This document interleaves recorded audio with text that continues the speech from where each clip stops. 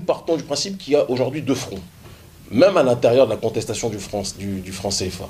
Il y a des gens, l'intelligentsia africaine, financée par la gauche française, qui, grâce à ses institutions et ses structures altermondialistes, sont simplement dans une démarche non pas de rupture épistémologique totale avec l'impérialisme français, mais veulent simplement une démarche progressiste.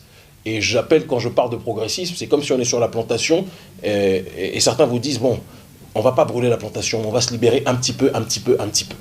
Je prends une autre image.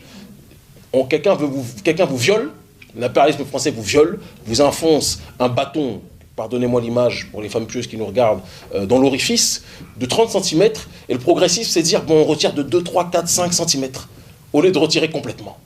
Eh bien, nous partons du principe que nous ne voulons pas être violés, qu'il est temps de retirer complètement ce bâton qu'ils nous ont enfoncé, ce bâton de l'impérialisme français, et c'est pour ça que nous parlons d'une résurrection et d'une insurrection politique, civique, globale, et non pas parcellaire, qui consisterait, comme le voudrait l'impérialisme français, à ce qu'on s'incarcère dans le débat technique entre simplement les pros et les anti-français. Enfin, c'est une manœuvre dolosive.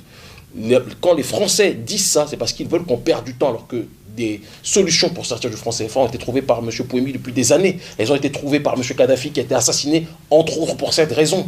Tout le monde sait aujourd'hui qu'il faut qu'on puisse être capable de se réapproprier nos ressources minières pour qu'on puisse appuyer sur celles-ci des banques centrales qui seraient restructurées afin qu'une monnaie puisse donc être complètement souveraine et indépendante et non plus arrimée à l'euro. Tout le monde sait qu'on doit passer par là. Mais pour ce faire, il faut qu'il y ait un combat global pour lutter contre la malgouvernance, contre la corruption, contre les avantages d'une intelligentsia qui est très riche, elle aussi, en franc CFA. Et c'est pour ça que nous sommes combattus à la fois par les dictateurs africains et par les pseudo-intellectuels africains. Même quand eux se disent être anti-CFA, ils font partie du problème.